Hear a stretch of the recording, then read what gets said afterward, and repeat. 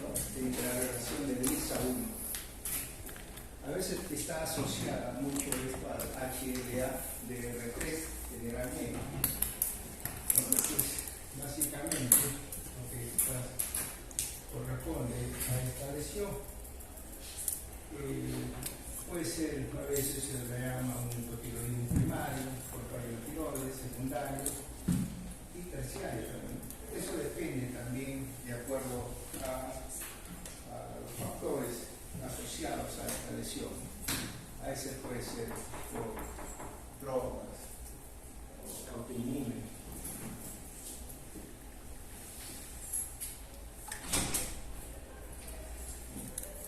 Y otros factores también que pueden deberse. Pensé que le estás escribiendo en una página.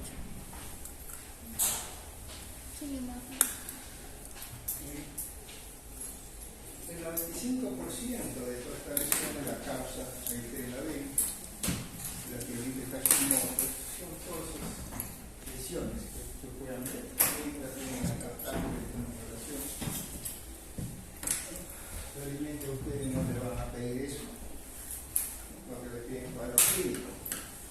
Pero para que sepan, ahí lo estamos tratando, si esta es una enfermedad autoinmune. Los síntomas, generalmente a veces los pacientes tienden a ser pues un poquito gorditos, ¿no? A veces son pacientes que son bastante gorditos y no saben cómo bajar de peso. Hacen dietas y nunca bajan de peso. Y todo está relacionado con un problema de hipotiroidismo. A veces también esto es lo que vemos nosotros también en pacientes mayores, pacientes ancianos, que también tienden a unas alteraciones endocrinas y también hacen hipotiroidismo también. Además, ¿no? Y de otros que presentan pues ya los mismos problemas de los autoanticuerpos, ¿no? Que va a bloquear, ¿no? La iodación, ¿no? Por la peroxidasa, y entonces también puede producir esto hipotiroidismo. Además, esto se asocia muchas veces a sequedad de la piel, astenia, sensación de frío, caída de pelo, dificultad para concentrarse, mala memoria, estreñimiento, aumento de peso, baja de la libido, ¿no? Entonces, ahí tienen ustedes, son creo como 16, ¿no? Síntomas o cuadros sintomáticos que se presentan. Espero que por lo menos pongan, ¿no? Alguno de ellos, no uno, no dos, porque a veces ustedes hacen uno y ese es el gran problema que vamos a tener en el examen. Fíjense bien porque ahora se viene ya el último examen y es donde ustedes pelean hasta por un cuarto de punto. El crecimiento del bocio, el crecimiento de la glándula tiroides, en el hipotiroidismo a veces uno le dice es un crecimiento ocioso, es un crecimiento que algunas veces es un agrandamiento difuso, algunas veces asimétrico, otras veces es simétrico, o sea, en los dos se da muy parecido, algunas veces asimétrico, ¿no? La consistencia es dura. Al corte la cápsula está intacta. Superficie de corte constituido por tejido amarillento o pardo grisáceo. Es firme y ligeramente nodular. Esto es la macroscopía que uno suele ver generalmente. Miren ustedes en esas dos imágenes, una imagen a veces, ¿no? De un agrandamiento bastante llamativo de esta lesión y otro, sin embargo, un agrandamiento de menor, ¿no? Con un poco de asimetría, ¿no? Porque una de las glándulas es de mayor tamaño, presenta mayor deformidad que la otra. Por eso es que se pone a veces asimétrico, pero a veces también puede darse en la misma proporción en cada una de ellas. Desde el punto de vista microscópico, aquí llama la atención porque esto pareciese pues que una hiperplasia, ¿no? Folicular Eso es lo que apareciese acá. Porque nos llama la atención, todos son folículos linfoides secundarios y acumulolinfoides de diferentes tamaños. Por eso pareciese de que estos, si uno le pone, si esto se lo hubiese puesto en su examen anterior, tranquilamente dicen una hiperplasia folicular linfoide. Pero esto no es así, ¿no? No es así. ¿Qué es lo que pasa acá? Lo que pasa es que hay una infiltración, ¿no?, de tejido linfoplasmático, ¿no?, que va a reemplazar a gran parte del parénquima tiroideo. Ahora, y este infiltrado, ¿no?, de tejido linfoide o linfoplasmático a veces están en acúmulos, que se denominan algunos linfocitos primarios, y otros con centros germinales, ¿no?, que son los que se denominan los linfocitos secundarios. Ahí lo dice: infiltración extensa del parénquima por infiltrado inflamatorio linfoplasmocitario que contiene linfocitos primarios y secundarios. Los folículos tiroideos son pequeños, atróficos, con escaso material color. Las células foliculares muestran cambios oncocíticos como la célula B, Harper. Bueno, entonces ahí ustedes pueden ver todas estas, ¿no?, todas estas, miren ustedes cómo se ven los folículos que vienen acá, y son acúmulos, y acá tiene un centro germinal. Estas que ven aquí son los folículos tiroideos, son pequeños, atróficos, muchos de ellos, con escaso material color. A eso se refiere toda esta característica sistémica.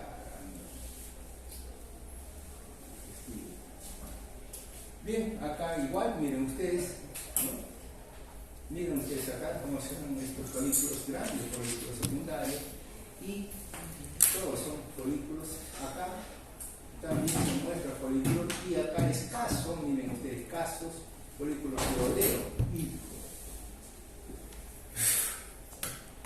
¿molesta o no molesta? Sí, ¿no?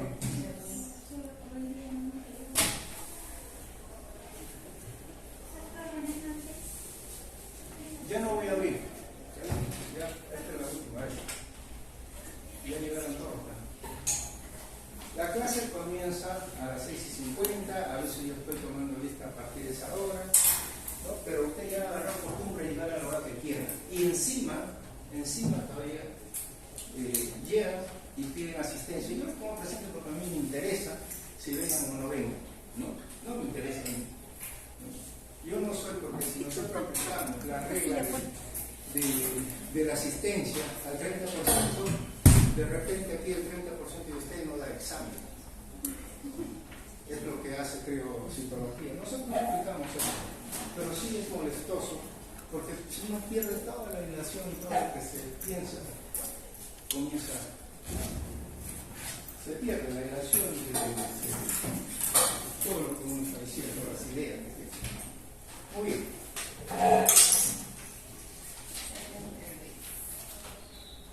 ¿Sí?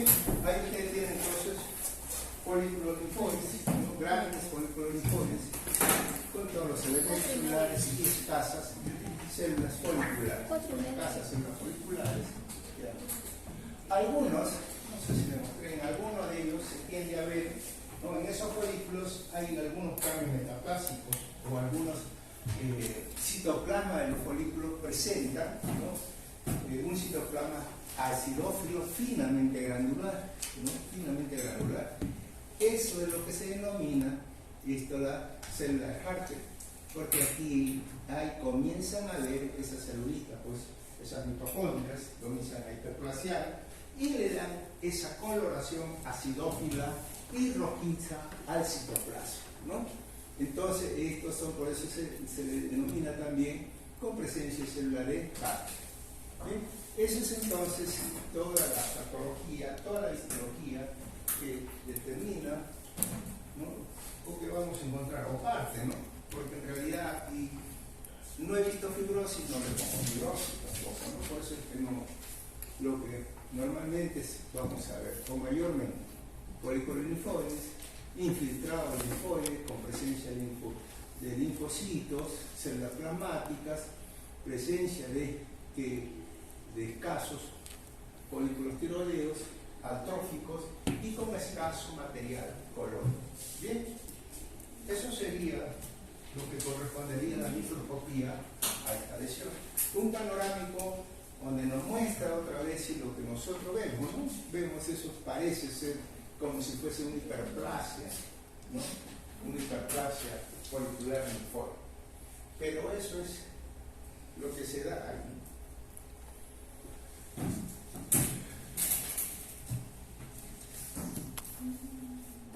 Igual, también lo mismo, otro panorámico donde vemos también, ¿no? cúmulos de linfocitos, ¿sí? Linfocitos primarios y linfocitos secundarios, con presencia de todo lo que es esos células o folículos tiroideos atróficos. A mayor aumento, igual también la misma característica descrita anteriormente. Muy bien. Con esto pasaremos a la siguiente lámina. ¿Alguna pregunta antes de pasar? Carcinoma papilar del tiroides. En todos, casi ahora estoy preocupando un poquito más, no lo debería hacer y no se debería hacer porque eso es trabajo de ustedes, ¿no? Pero lo que estoy haciendo ahora es poniéndole cada vez más macroscopía y microscopía, dándose facilidad. Entonces, eso es lo que vamos, o he tratado de hacer en todos estos cambios que estoy haciendo. Bien, vamos a ver ahora el carcinoma papilar de tiroides. El carcinoma papilar de tiroides es la neoplasia maligna más frecuente de la glándula tiroides. Esto no tiene edad, se presenta generalmente en mujeres, se presenta muchas veces desde los 30 hasta los 50 años. Pero eso no quiere decir que antes no se presente esta lesión. Antes también se presenta, inclusive se pueden ver en jovencitas de 13 años, 14 años, 15 años, se puede presentar estos carcinomas papilar de tiroides. Muy bien. Las causas, bueno, hay factores de riesgo y dentro de los factores de riesgo eso está asociado pues a las radiaciones, ¿no? Todas estas radiaciones está asociado también a antecedentes familiares de cáncer de tiroides. Se asocia mucho a la tiroiditis de Hashimoto, a la dieta baja en yodo, ¿no? Y al bocio también. También hay una predisposición genética.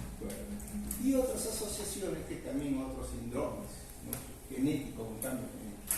Eso está asociado a eso. Esto también algunas veces en su patogénesis molecular, y eso se lo pongo ahí porque de repente podría ser que esto se suelte una pregunta, ¿no? En el examen, ¿no? El carcinoma papilar de tiroides, ¿no? ¿Qué cambios moleculares se pueden dar en el RET, por ejemplo, ¿no? Papilar de tiroides? Igual con el carcinoma folicular, ese es el RAS, ¿no? Entonces cualquiera de ellos. Y el P53 en el carcinoma anaplásico, la glándula tiroides. Son alteraciones moleculares, que es lo que ahora actualmente se está viendo, ¿no? Antes uno hablaba de esto en los libros, ni se encontraban estos tipos de cambios moleculares. Ahora sí, qué alteraciones se pueden ver y determinar a cualquier de estos niveles. Las manifestaciones clínicas. Las manifestaciones clínicas muchas veces estos son, generalmente se presenta muchas veces un nódulo, no funcionante, o sea, unas tumoraciones nodulares, cervicales, muchas veces un dolor. Muchos a veces no se siente, la paciente no tiene dolor. Y tampoco la palpes. A veces puede palparse cuando esto ya mide más de 5 milímetros, más de 10 milímetros, entonces ahí recién se hace palpable y ahí ya la nota, los portadores de esta lesión notan esta lesión y lo notan como una nodulación, ¿no? Que puede ser aquí, miren ustedes, o única o múltiple puede ser. Algunas veces como eso no es palpable o no se dan cuenta, la paciente también no se da cuenta. Entonces esto presenta su nubulito, pero no se dan cuenta, sino que esto tiene una tendencia de fácilmente metastizar o comprometer a ganglios cervicales regionales. Entonces, esto más debutan, en algunos casos, debutan con adenopatía cervical palpable. Entonces, ahí se dan cuenta porque se dan un bultito en el cuello, y ese bultito en el cuello, si tiene un ganglio, no sé qué será, se van al médico, y ¿qué cosa es lo que resulta? Resulta es ya un compromiso del carcinoma de tiroides. Entonces el carcinoma se puede presentar como un nódulo, una lesión única o múltiples, ¿no? De variado tamaño, ¿no? Nódulo tiroideo único o múltiple de variado tamaño. Muchos de ellos no son dolorosos, pero cuando esto crecen, ¿no? Entonces pueden presentar también disfonía, disfagia o disnea, ¿no? Porque ya hay cierta compresión a nivel traqueal. Entonces eso ya lo hace mucho más evidente, ¿no? Entonces no podemos decir que todos los cánceres de tiroides son iguales, no. Algunos son pequeños, otros son grandes. A veces, cuando nos sacan esta lesión, a veces solamente comprometen un pequeño fragmento de todo el lóbulo tiroideo. Otras veces compromete los dos lóbulos tiroideos, como se ve en este caso, ¿no? E inclusive el istmo también está comprometido. Entonces puede ser como, se presenta como lesión única, como lesión múltiple o como lesión con compromiso, ¿no? Linfático, cervical. Puede ser, entonces el tamaño también depende. Cuando son pequeñas, a veces no se manifiestan, no son palpables, pero cuando son grandes ya comienza a presentar, como les repito, disfonía, disfagia o disnea, ¿no? Dentro del punto de vista a veces ecográfico que le hacen su radiografía, es un nódulo frío, lo que se presenta generalmente. Macroscópicamente, entonces, muchos de ellos, algunas lesiones pueden estar bien circunscritas, como en este caso, bien circunscrita, bien delimitada. Otras veces pueden estar más circunscritas, no encapsuladas. Entonces, ahí puede presentar eso. Pero también se puede dar que esto, cuando se puede ser única o puede ser múltiple, miren ahí, entonces, esto puede ser una lesión única, como la que hemos visto acá, única, una lesión única. Algunas veces bien circunscritas, otras veces puede ser múltiples, mal circunscritas o mal encapsuladas. Entonces son lesiones solitarias o múltiples. Algunas bien circunscritas y otros infiltran el parénquima. Bordes un poco delimitados, sobre todo aquellos que infiltran el parénquima, los bordes son poco delimitados. Hay zona de fibrosis, puede haber. Hay zona de calcificación quística también, o zona quística también puede haber. Y algunas veces cuando esto se presenta, miren ustedes, una calcificación quística, se presenta un aspecto papilar. Macroscópicamente podemos ver esas papilas que se forman en esta lesión. Entonces, si ustedes lo tienen ya descrito, ¿no? Únicas o múltiples, bien circunscrita o mal encapsulada. Algunas veces sólida, otras veces quística y también de superficie que se puede ver aspecto papilar. Esto es el tejido, este de acá con formol, el tejido tiroideo remanente, ¿no? Entonces también ahí no hay ningún tipo de infiltración. Puede haber algún tipo de hiperplasia. Lo que nosotros vamos a ver desde el punto de vista histológico, vamos a describir nosotros el carcinoma papilar de tiroides convencional. ¿Ya? El carcinoma papilar de tiroides convencional, eso es lo que vamos a ver. No vamos a ver otros patrones histológicos, porque histológicamente puede ser un carcinoma papilar de tiroides sólido o un carcinoma papilar de tiroides o en diferenciado o indiferenciado. O sea, no vamos a ver nada de eso. Solamente vamos a describir entonces acá el carcinoma papilar tiroide convencional, ¿no? Y esto vamos a tener otra cosa que se tiene que tener en cuenta en endocrinología, es que nosotros no vamos a hablar de atipia celular, no vamos a hablar de pleomorfismo nuclear, no vamos a hablar de la pérdida de relación núcleo-citoplasma, sino vamos a hablar de las características nucleares que van a presentar. E inclusive en endocrinología, muchas de las lesiones no nos interesan a nosotros, ¿no? Si la atipia o la mitosis. En otros casos sí podría ser, ¿no? Por ejemplo, un linfoma o por ejemplo un carcinoma. La mitosis para nosotros significa la gradación. A menos mitosis, menor grado, a más mitosis, mayor grado. Acá no. Acá es las características nucleares, características histológicas nucleares, lo que me va a permitir a mí diagnosticar. Dentro de estas características, si nosotros estamos hablando de un carcinoma papilar de tiroides, ¿cuál sería la característica? Entonces, macroscópica se presenta como, ¿no?, una formación papilar. Entonces, presentación. Entonces, primera característica, primero nosotros tenemos formaciones papilares y ustedes la ven. Otra característica que tiene si es papila, para considerar papilar, esto tiene que tener un eje vascular central o tallo vascular central. Entonces, carcinoma papilar con tallo vascular central. Todos estos arbolitos que ustedes ven ahí están con vasos congestivos o presentan vascularización dentro de su tallo. Esas formaciones papilares con eje vascular central. Muy bien. Esa es la primera característica que tenemos. Otra característica que vamos a ver y que es muy importante. Miren ustedes ahí, entonces, primera característica, carcinoma, o sea, esta es la papila, formación papilar con eje vascular central. Las otras características están relacionadas al componente nuclear. ¿Qué cosa es lo que nosotros vamos a ver en un núcleo? Aquí no me interesa si es núcleo grande o núcleo pequeño, ¿no? Si pequeñito, núcleo grande, no. O núcleo presente, no.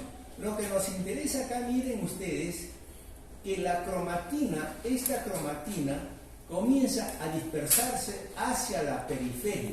Miren ustedes acá, esta cromatina se dispersa en la periferia y entonces le da un aspecto al núcleo, ¿no? Como se forma como un halo engrosado y la parte central clara. Eso ya se da como un aspecto en vidrio esmerilado, ¿no? Entonces la dispersión de la cromatina hacia la periferia le da un aspecto de vidrio esmerilado, es lo que se muestra entonces. Y ese vidrio esmerilado, y acá, ¿no? Eso es lo que se denomina. También, ¿qué cosa es la otra cosa? Que van a tener unas vacuolas nucleares intracitoplasmáticas. Vacuolitas que comienzan a presentarse, aquí ya la tenemos, dentro de ellas unas vacuolas nucleares intracitoplasmáticas. Esta vacuola nuclear intracitoplasmática es lo que se denomina, o en su libro, repito, lo van a leer como los ojos de la huérfana Annie. Ojo de la huérfana Annie. Annie. Entonces, así vamos a encontrar este tipo de cosas. Otra cosa que llama la atención también es que la cromatina algunas veces se ve en la parte central como una pequeña agrupación cromatínica. Eso se le denomina núcleos en barra. Núcleos en barra. Y por la morfología a veces se le denomina núcleos en barra o núcleos en granos de café. Así se le denomina a esta lesión. Entonces con eso ya usted ya tiene todo. Y otra característica importante que también vamos a ver acá es los cuerpos de Samoma. Dentro de esta luz papilar que está ahí, cuerpos de Samoma. Entonces tienen todas las características histológicas. no le estoy diciendo acá si hay compromiso o no capsular, si hay infiltración o no perineural, nada de esas cosas. ¿Por qué? Porque no se lo estoy mostrando acá. Estamos describiendo solamente el cuadro histológico en sí. Ya el resto ya lo dejamos, ¿no? Y cuando ya se estudie, insisto, a la glándula tiroides. Pero lo más importante es esto. Entonces, ¿alguna pregunta hasta ahí? Bien, entonces, les repito, todas las características están acá. Patrón papilar con eje vascular central, vacuolas nucleares intracitoplasmáticas, ¿no? Los núcleos en vidrio esmerilado, ¿no? O los óculos orfanani. Y tenemos acá, ¿qué cosa? Los cuerpos de Salmón. Muy bien.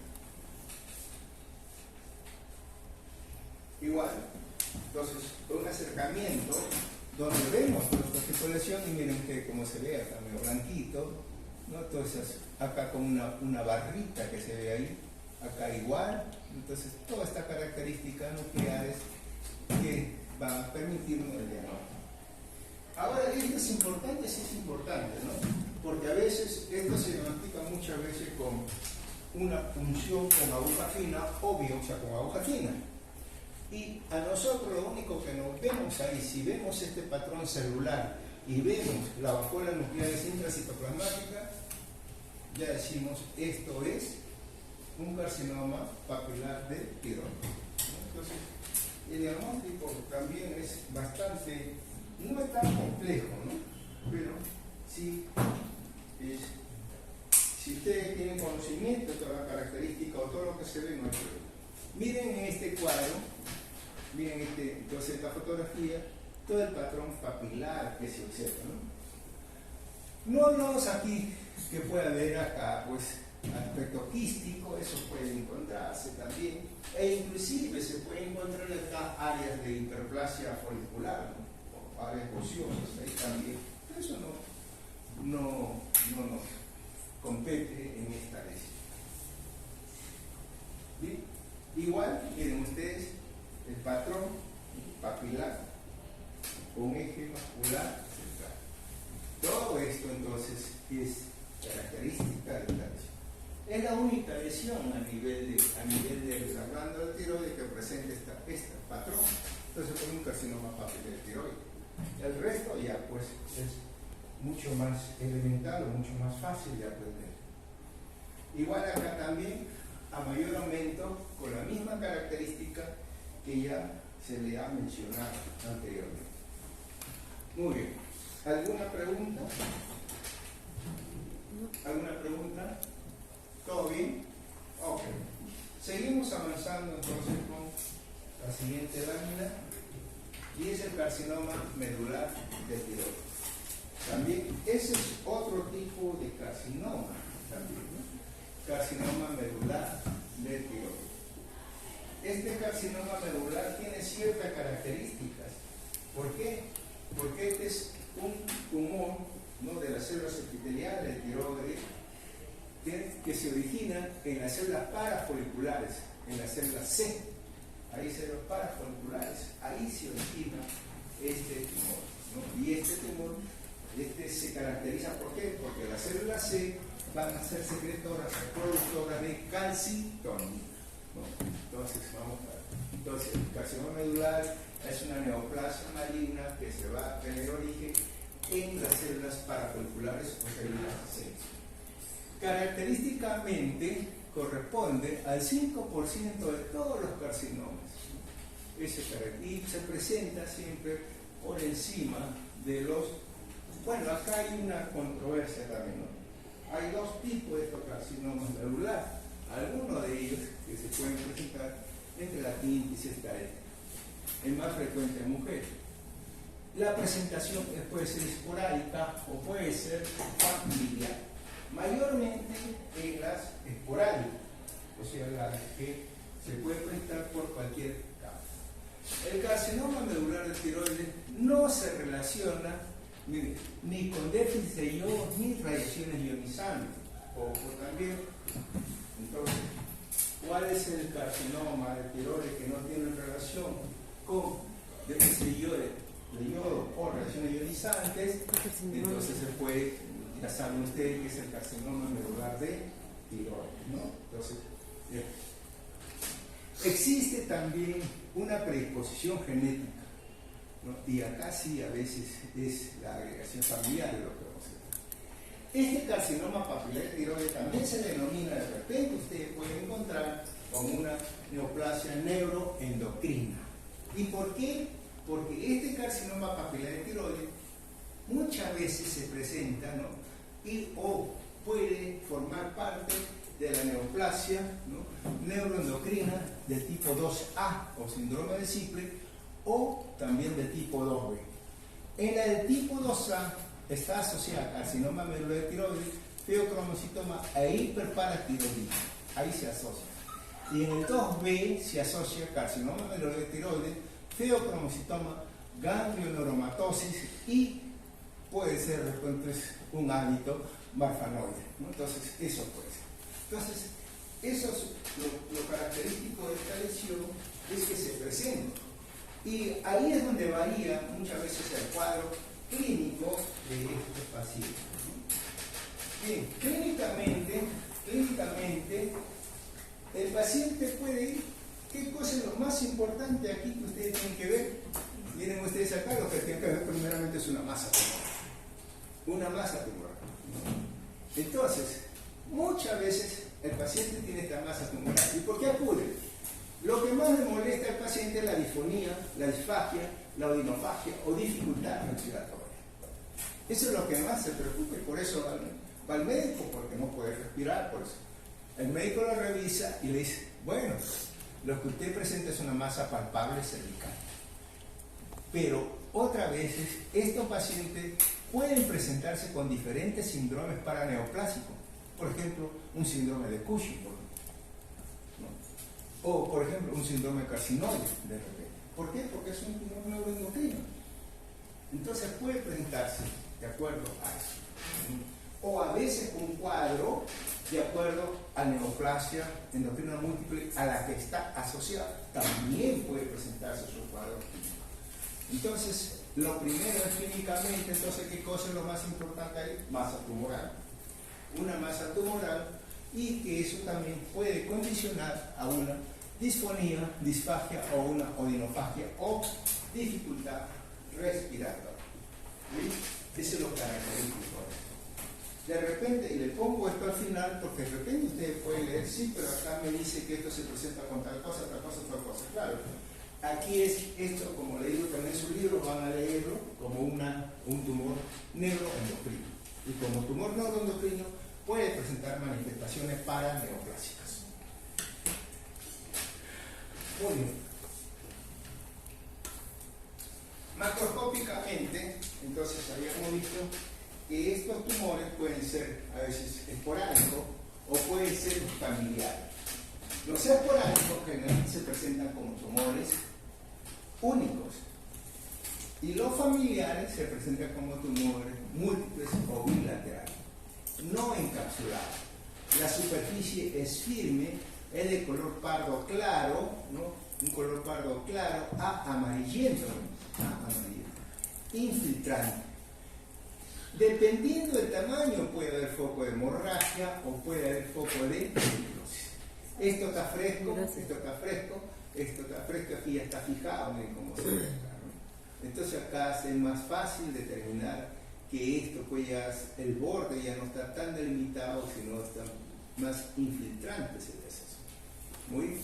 Entonces, también eso es una que puede ser de acuerdo, como le digo, de acuerdo a si estos son esporádicos, bueno, pueden ser tumores solo, únicos, ¿no?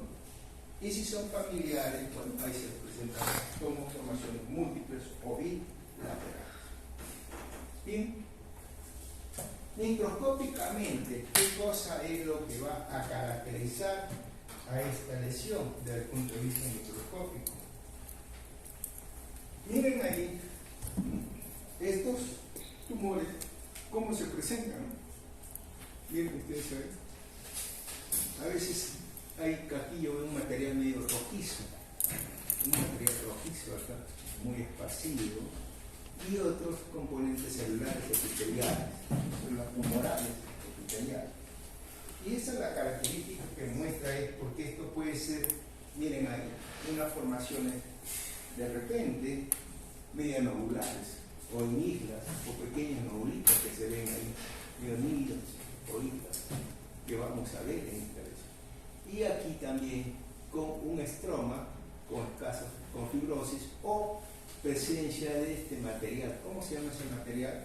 Amiloide. Bien, y las características nucleares que pueden presentar es, ¿qué pasó? No lo anoté. Acá al fondo está. Bueno, acá abajo. Está constituido, ¿cómo está constituido? Entonces está constituido por células fusiformes, poligonales, o que pueden formar nidos, o trabeculas o folículos. Entonces las celulitas son a veces algunos ovoideas, redondeadas, poligonales, ¿no? Y que forman niditos. Los núcleos son redondos, el citoplasma es granular, y este citoplasma granular puede ser acidófilo o puede ser anfofílico o cromófilo.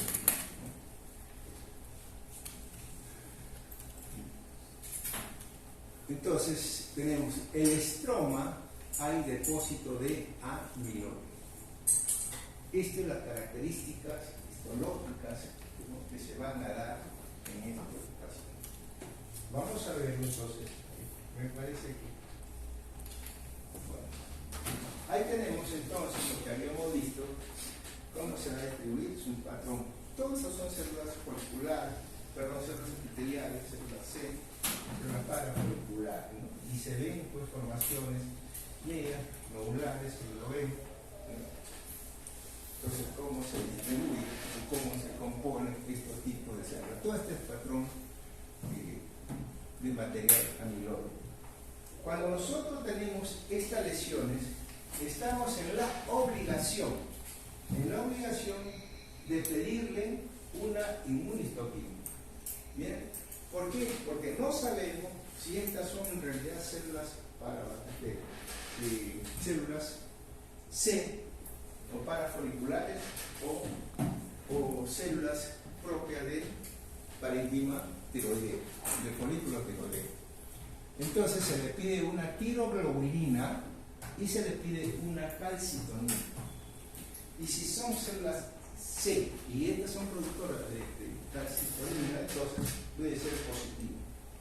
La tiroglobulina es negativo y la calcitonina es positiva. Y si yo pienso de que esto también tiene un material coloide, si tiene esto un material coloide, entonces pido también un rojo de Cohn. Y el rojo de Cohn que me va a dar una coloración verde manzana. Entonces también, con eso ya tengo el diagnóstico. Entonces acá ustedes tienen las características histológicas que se manifiestan en esta lesión. ¿Alguna pregunta? Muy bien.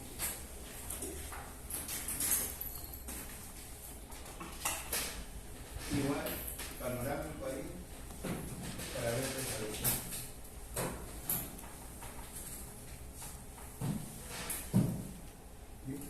También, para verlo ya está visto y hemos visto también.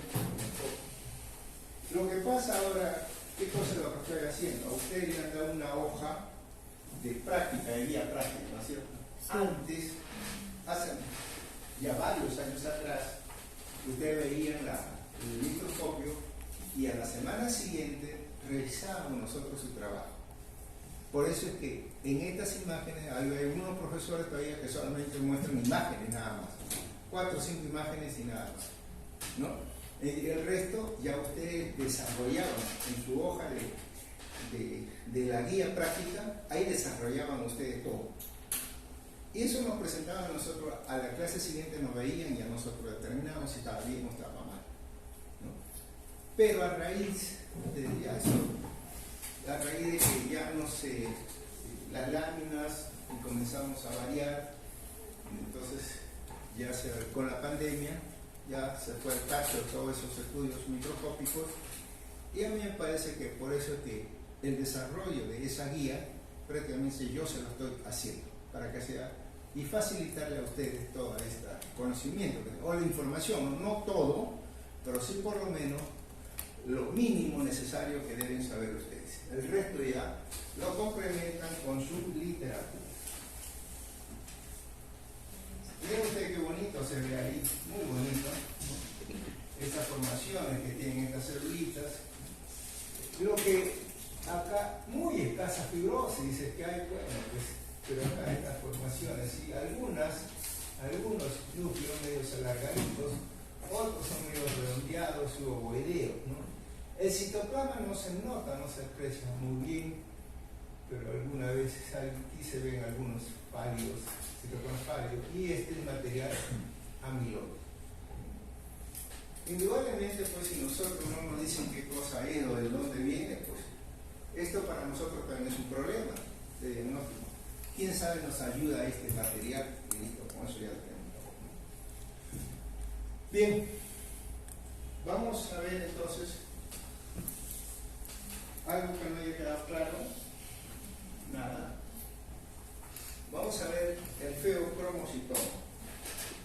Acá sí creo que me he olvidado de hacer las anotaciones. El feocromocitoma también es una neoplasia, ¿no? Benigna, es esto, que se va a producir en la médula de la glándula suprarrenal. Generalmente son lesiones pequeñas de 2 centímetros, 3, a veces puede ser 5, o de repente en algunos casos pueden llegar a mayor tamaño, de mayor tamaño. Generalmente la superficie de corte es un color marrón, ¿no? O a veces hemorrágica, depende también. Aquí tenemos un color medio marrón parduzco, con áreas, puede ser hemorrágicas que se puedan presentar. Esta es la glándula suprarrenal, miren ustedes. Aquí tenemos esta glándula suprarrenal, aquí está su cápsula y la corteza que tenemos acá. Todo esto aquí también está amarillito, también la glándula suprarrenal, aquí amarillita también glándula suprarrenal. Este tumor se localiza a nivel de la médula. Ahí se van a localizar este tipo de tumores. Estos tumores generalmente se le llaman, como yo dije, tumor del 10%, ¿no? A veces el 10% son malignos, el 10% se presenta en pediatría, el 10%, ¿no?, puede presentarse fuera de la glándula suprarrenal. Entonces, el 10% también puede presentarse en estos tumores normotensos. Una de las características de esta lesión, características clínicas sobre todo, es la hipertensión. Son pacientes ansiosos, pacientes que hacen crisis hipertensiva. ¿No? Eso es lo característico de esta lesión, ¿no? La crisis hipertensiva que se presenta inclusive cuando esto van a estar, son diagnosticados estos pacientes y van a ser operados, hay que sedarlo, hay que tranquilizarlo, porque a veces en el camino, como son pacientes muy ansiosos, muy nerviosos, muy tensos, esa ansiedad y esa tensión hace que se dispare la presión arterial. Y eso muchas veces son sacados a las operaciones porque en esas condiciones no se puede operar. Crisis hipertensiva. Esta lesión generalmente, acá tenemos, miren ustedes, toda esta es la cápsula de la glándula suprarrenal. Aquí tenemos la primera capita, esta es la corteza, pero la corteza. Entonces, toda esta es la corteza, aquí tenemos la cápsula, la primera capa es la capa glomerular, la segunda capa es la fascicular, la tercera capa es la reticular y esta es la capa medular. Esto se va a dar a nivel de la capa. Por supuesto que ahí se ve media distorsionada. En algunos podemos ver, ¿no?, ciertas formaciones traveculadas que se van a dar, ¿no?, en el 10%, 80%, 10%, y aquí ya comienza la capa medular. Muy bien.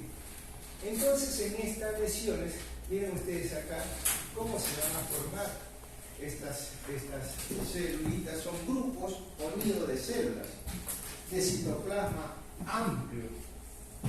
Los núcleos, miren ustedes, los núcleos a veces están lateralizados, núcleos grandes, redondeados o ovoideos, ¿no? Con un citoplasma amplio y con un citoplasma amplio y granular. Esto va a presentar gránulos y son los gránulos de catecolamina lo que vamos a encontrar ahí. Estos nidos de células, mira acá un nidito de célula, acá hay otro nidito de célula, acá hay otro nidito de célula. Están separados esos nidos de células por un tracto fibroso, un estroma fino, estroma fibrovascular. Bien, acá en este panorámico se ve mucho mejor los niditos. Estos niditos de células tienen su nombre, se llaman los nidos de Selvalén o Selvallén, ¿no? Ese es el nombre. Mira acá, hoy día eso vamos a verlo mayormente, hoy lo estamos viendo un panorámico, cómo se manifiestan estas. Es un patrón bastante sólido que forman formaciones nidales. Miren ustedes ahí, se ve mucho mejor, ¿no? Formaciones nidales, ¿no? Niditos, todos son nidos de células de citoplasma amplio, núcleo lateralizado, cromatina nuclear gruesa. Los citoplasmas presentan gránulos y estos gránulos son de gránulos de catecolamina. Estos nidos constituyen lo que se conoce como nidos celulares de Selvalén o Selvallén. El estroma es fino estroma vascular, lo que separa a estas celulitas. Esa es la característica de esta lesión. A veces lo que nosotros vemos aquí simplemente es con HE, pero algunas veces se tiende a ver mejor. Miren acá, todos esos puntitos que ven acá, todos esos son gránulos, los gránulos de catecolamina, ¿no? Todos estos son gránulos de catecolamina. Y acá ustedes pueden ver los niditos, los nidos de Selvalén, separados por un fino estroma fibrovascular. ¿No? Estos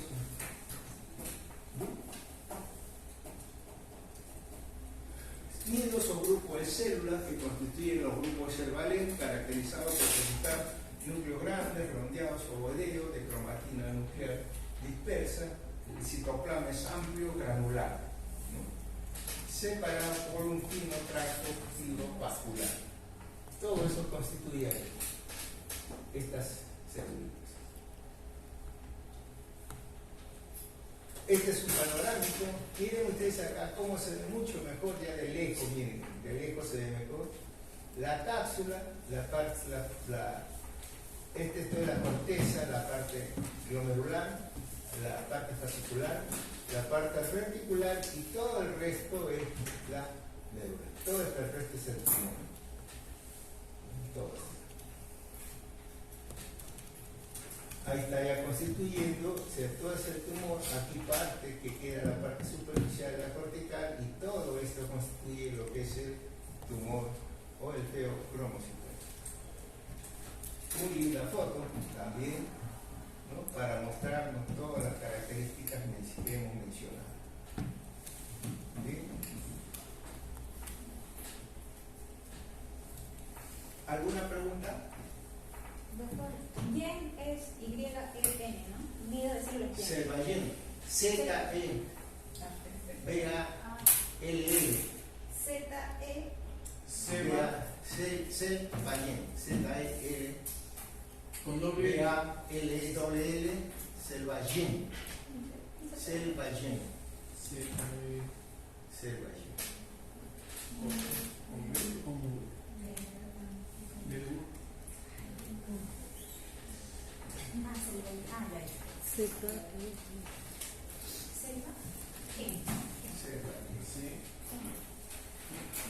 Bien, vamos a entrar ahora en lo que es el bocio coloide.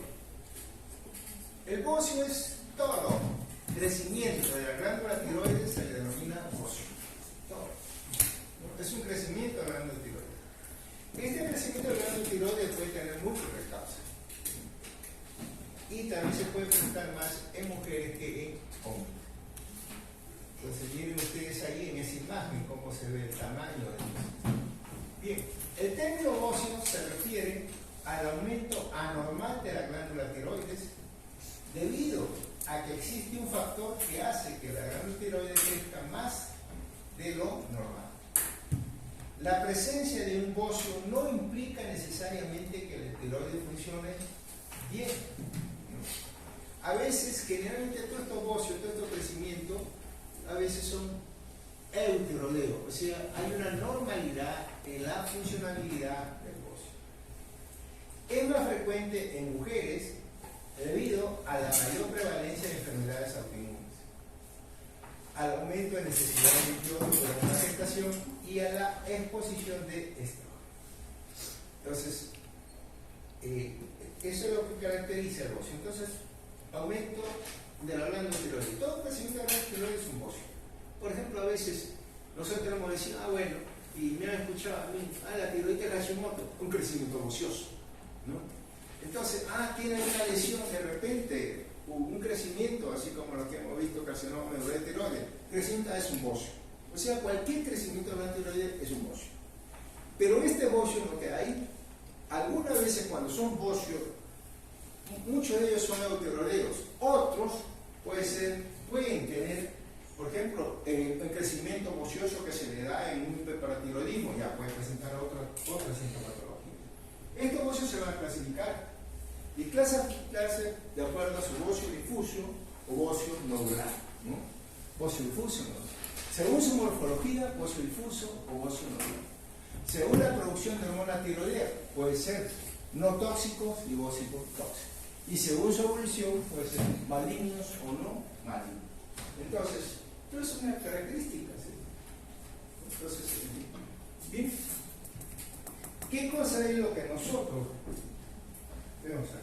Causas. Ahí tenemos enfermedades nodulares, o sea, todos los bocios, une o multilobular. La causa, cualquiera de ellos. Entonces, ¿qué cosa es lo que me da ese crecimiento del bocio, ¿no? A veces la neoplasia tiroidea benigna, los adenomas, bocio multinodular, los quistes, etc. Todo eso me pueden dar un crecimiento de estas glándulas, ¿no? Crecimientos. A veces, lo más frecuente, lo que siempre vemos nosotros, a veces bocio quístico, o sea, bocio con degeneración quística, generalmente lo que llamamos bocio benigno. La neoplasia tiroidea maligna del carcinoma papilar y folicular también se puede presentar. Hay otras de lesiones infrecuentes que pueden dar y esta característica de crecimiento de la glándula tiroides también. Ustedes ven ahí con determinadas, dentro de ellas tiroides aguda, tiroides Hashimoto, neoplasia tiroidea maligna, medular, etc., ya que son casos menos frecuentes. Las manifestaciones clínicas. Bien, estas manifestaciones clínicas, ¿no? La mayor parte de los bocios son asintomáticos. La mayor parte de los bocios son asintomáticos. Es un eutirodeo, muchos de ellos. A la exploración física, ¿qué cosa es lo que revela o qué cosa es lo que vemos? Aumento del tamaño simétrico de la glándula tiroides. No hipersensible, generalmente blando, sin nódulos palpables. A veces esto es tan grande que puede presentar disnea, ¿no? Por una compresión braquial. A veces puede presentar compresión de los vasos sanguíneos, o también denominado plétora, ¿no? La plétora facial, que le llaman algunos, ¿no? Por una congestión de los vasos sanguíneos. A veces su localización también se puede dar y puede dar una desviación de la tráquea. Entonces, bien, el bocio, muchas veces el bocio se le va a clasificar también en grado 1, grado 2, grado 3, de acuerdo al tamaño, o grado 0. Entonces, a ver, de acuerdo al tamaño, no palpables, palpables, grandes o muy grandes. De acuerdo a eso ya lo define el endocrinólogo, ya si es un bocio grande o un grado 3, grande, ¿no? Un grado de repente 0, bocio no palpable, o sea, no hay lesión ahí. Eso depende también. Entonces, mucho depende ahí, depende de esa alteración o el crecimiento del bocio para darnos una manifestación. Ahora, por supuesto, que si este bocio está asociado a alguna de las lesiones que hemos mencionado, entonces ya es otro cuadro clínico dependiente, ¿no? Si este crecimiento ocioso está asociado de repente a una tiroides Hashimoto, ya las manifestaciones clínicas son otras. Aquí lo que estamos mencionando simplemente es un bocio normal, un bocio benigno, un bocio nodular o bocio multinodular. Bien. Y esto es lo que vemos nosotros. Entonces el bocio es un crecimiento muchas veces que puede ser nodular o multinodular. El bocio puede comprometer una sola lóbulo o ambos lóbulos. Y ustedes ven allí con ese compromiso que tengan. Generalmente tienen las formaciones que tienen multilobuladas. Estas formaciones, mira acá, es quistos. El istmo también puede estar comprometido por estas lesiones ociosas. Todas estas son lesiones quísticas que están transparente, color marrón o marrón claro. No les he puesto la patoscopía. Bien. O sea, quedaba en la computadora en mi casa, se quedó. Y no le he grabado. No le he grabado. Bien, bueno, ahí está. Entonces, histológicamente, ¿qué vamos a encontrar nosotros? Vamos a encontrar nosotros ahí folículos tiroideos, desde el punto de vista histológico, ¿no? Los folículos tiroideos de diferentes tamaños, medianos, pequeños, grandes, y hay otros folículos tiroideos inclusive que muestran un aspecto quístico. Todo eso está revestido por células cúbicas del núcleo redondo central. En los casos donde la distensión de los folículos tiroideos es mayor, entonces vamos a encontrar células aplanadas. Dentro de su contenido vamos a tener gran cantidad de material colorido. Todo esto, por su contenido, tiene material de color. Muy bien. Entre los crecimientos de estos folículos tiroideos agrandados o desarrollados, quedan atrapados pequeños folículos, también ustedes pueden ver en la parte central, pequeños folículos tiroideos que ya tienen características atróficas. Todo eso es importante porque aquí miren ustedes el tamaño que muestran estos folículos y otros que quedan atrapados, ya no tienen cómo desarrollarse. Algunas veces estos folículos tiroideos, vamos a ver acá, algunas veces pueden presentar estos tamaños quísticos grandes y dentro de ellos, dentro de este material coloide que tiene macrófagos, hematíes, ¿no? Entonces, y eso es lo que nosotros denominamos bocio, a veces coloide con degeneración quística, ¿no? O bocio coloide quístico, a veces bocio nodular quístico, o a veces bocio multinodular, dependiendo mucho de la característica macroscópica que nosotros hayamos encontrado, ¿no? Si hemos visto como la macroscopía que hemos visto, es una glándula grande de color marrón o marrón parduzco con áreas medias rojizas, ¿no? Con formaciones lobuladas y con superficies quísticas, ¿no? Eso puede ser. Al corte, muestra múltiples tejidos al corte macroscópicamente, se ve un tejido parduzco o pardo rojizo con espacios no foliculares agrandados, ¿no? O sea, hay formaciones, se ven estas formaciones así, quísticas, esto se ven, ¿no? Indudablemente que macroscópicamente uno lo ve, la macroscópica, está bien delimitada, por si acaso, ¿no? Macroscópicamente está bien delimitado, bien encapsuladito, ¿no? Y eso es lo que se ve cuando vemos nosotros macroscópicamente. Muy bien.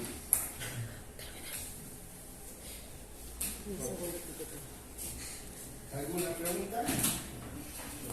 Doctor, la macroscopía parte de bien delimitado, Aumento de tamaño, un simétrico. aumento de tamaño simétrico.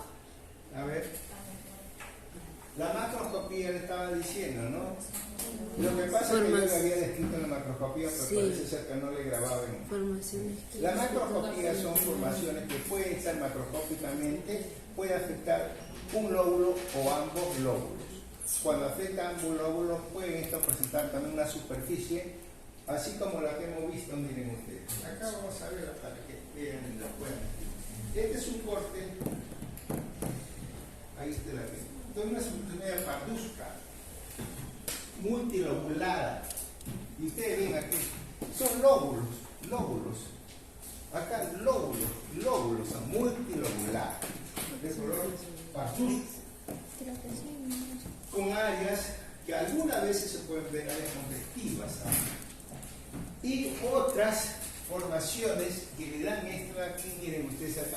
Esta formación es quiste. ¿No? Esta formación acá es quiste. Entonces hay como estas formaciones angulares y otras. La consistencia generalmente, ¿qué cosa es? Blanda. Consistencia blanda. La superficie de corte. La superficie de corte está bien delimitada o bien encapsulada, con un color parduzco, inclusive pardo cremoso, bien delimitada, con múltiples cavidades, algunas veces múltiples cavidades, ¿no? Microquística o de espectro quístico. Con contenido, cada cavidad existe con contenido de material colóide. Eso es lo que va a caracterizar a esta lesión. ¿Está bien? ¿Otra cosa que me he olvidado? ¿No? ¿Está bien? Ya. Ok. Sí, pues porque si eso lo hice hoy día, ¿dónde está? No lo he grabado. Se ha quedado en mi casa. Creo que... Bueno, ya No lo guardo en el USB. No lo guardé en el celular. Hice todos los cambios ahí, Claro. pero no. Pensaba yo que lo había hecho, pensaba. Muy bien. ¿Alguna pregunta? Qué bonito se ve ahí, miren esas fotitos, ¿no? Ahí se ve la característica histológica, más que todo para ver ahí, ¿no? Esa característica histológica, ¿cómo es? ¿No? Y es lo que se dice, pues, ahí.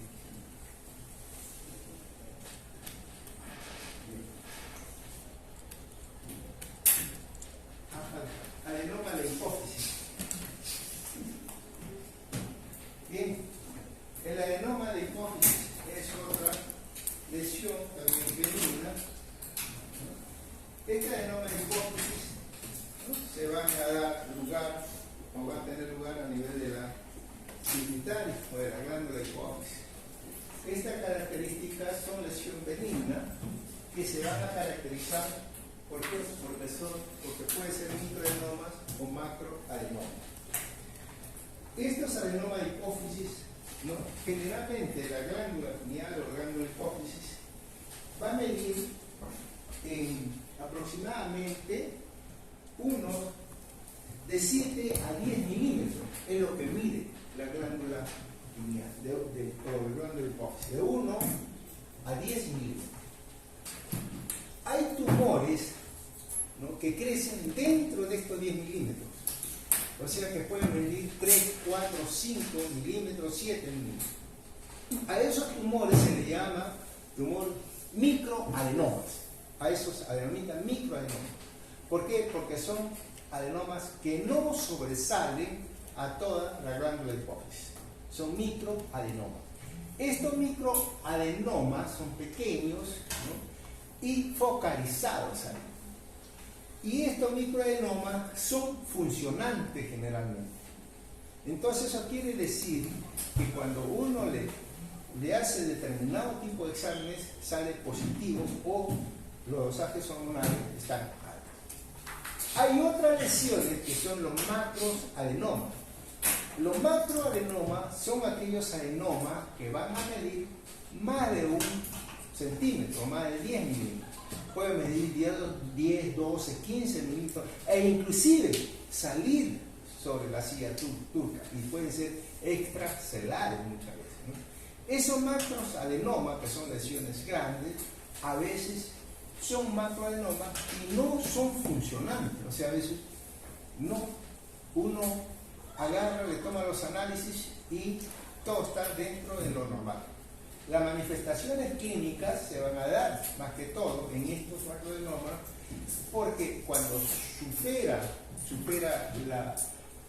la glándula hipófisis, la silla turca, entonces por encima de ello pasa el quiasma óptico y van a dar manifestaciones oftálmicas en ese momento. En las otras hay un problema en diagnóstico, ¿no? A veces, muchas veces, el diagnóstico, una de las características de estos adenomas es de que tiene como característica solamente producir un tipo de hormona. Estas puede ser un adenoma productor de hormona STH, puede ser un adenoma productor de prolactina, puede ser un adenoma productor de TSH, ¿no? Entonces, cualquiera de estos adenomas que pueden ser, se caracteriza porque tienen solamente la característica de secretar una sola hormona, ¿no? Y eso hace pues que el cuadro clínico de esto varíe de acuerdo a qué, varíe a la secreción hormonal que se presente esta lesión, ¿no? Entonces ese cuadro clínico varía. Generalmente esta lesión, ¿no?, es blanda, bien delimitada, puede ser intracelular o extracelular, como se dice. Los adenomas grandes, cuando son grandes, se puede encontrar ese foco de hemorragias y focos de necrosis, ¿no? Entonces son simplemente las características. Y ustedes lo ven ahí, medio parduzco, son ahí.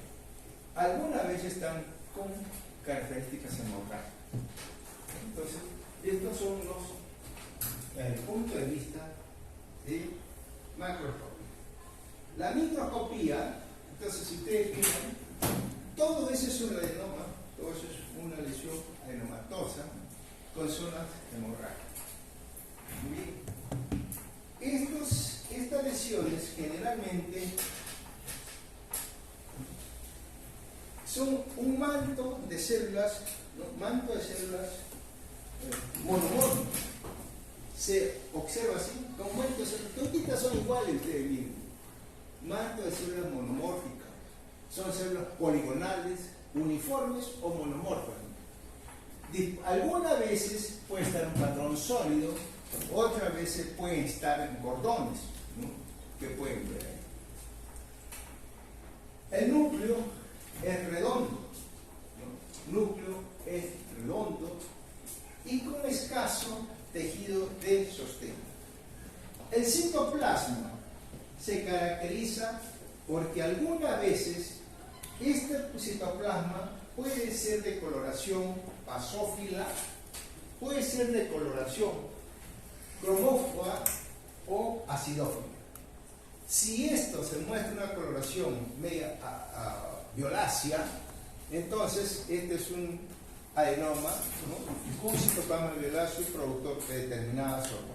O puede ser acidófila o puede ser cromófoba. Cromófoba es cuando no ha captado bien la coloración HE. Eso es lo que caracteriza. Entonces, la característica histológica que haría ahí, ¿no?, son mantos de células, ¿no?, monomorfas, ¿no? Pues alguna vez, ¿no?, son células monomorfas caracterizadas, ¿por qué? Porque son células poligonales, ¿no?, que pueden disponerse en láminas o pueden disponerse en láminas o mantos, ¿no?, o en cordones. De núcleo redondo, de citoplasma que puede tomar la coloración basofílica, acidófila o cromófoba. Y el estroma es escaso, ¿no?, un escaso estroma vascular.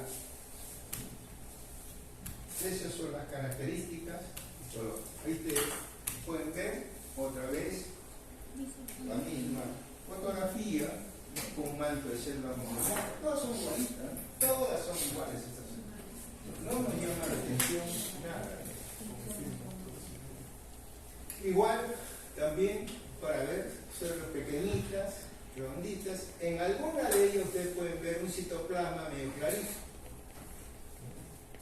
en otras se ve un poco más bonito. Son características que muestran, acá se ve mucho mejor todavía, mucho mejor el monomorfismo celular, ¿no? Todos son núcleos redondos, citoplasma amplio, y el citoplasma. Ojo que aquí la característica es cuando ustedes desarrollen esto, siempre tienen que poner por qué se caracteriza, ¿no? Porque el cuadro clínico, como dices, depende. El cuadro clínico, eso, ¿cómo se presenta este cuadro clínico? Hay una cosa que siempre se presenta en el cuadro clínico, se ve la cefalea. En todo paciente con un adenoma se presenta cuadro clínico de cefalea. Siempre va a tener cuadro clínico de cefalea. Malestar general, cefalea. Otras veces el cuadro clínico depende de qué? Depende de la secreción hormonal. Y si ustedes quieren ponerme como ejemplo uno, le doy el más fácil. Es el prolactinoma. Es el prolactinoma que es lo más frecuente que se presenta en este tipo de lesiones.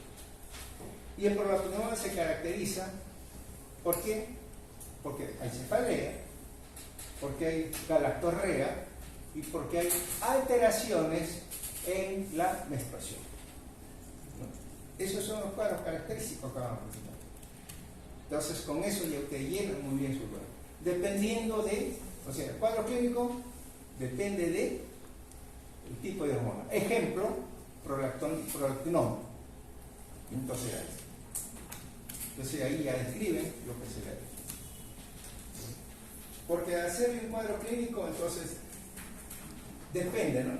Si yo pongo ACTH se caracteriza por eso, ¿no? O de repente cortisol se caracteriza por esta cosa, por Cushing, ¿no? Síndrome de Cushing, qué sé yo. Entonces depende de eso. ¿Sí?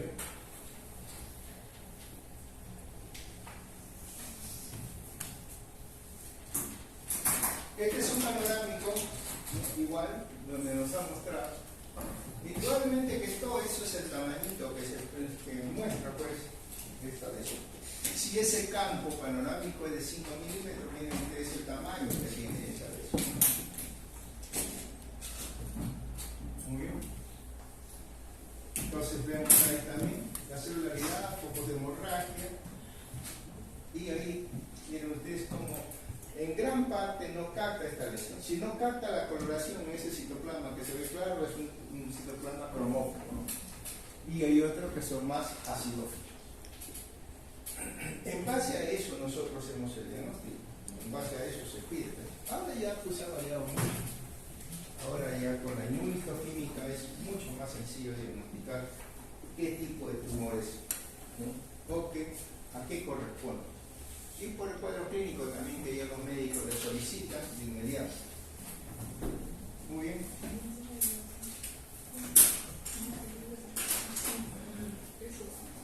¿Alguna pregunta?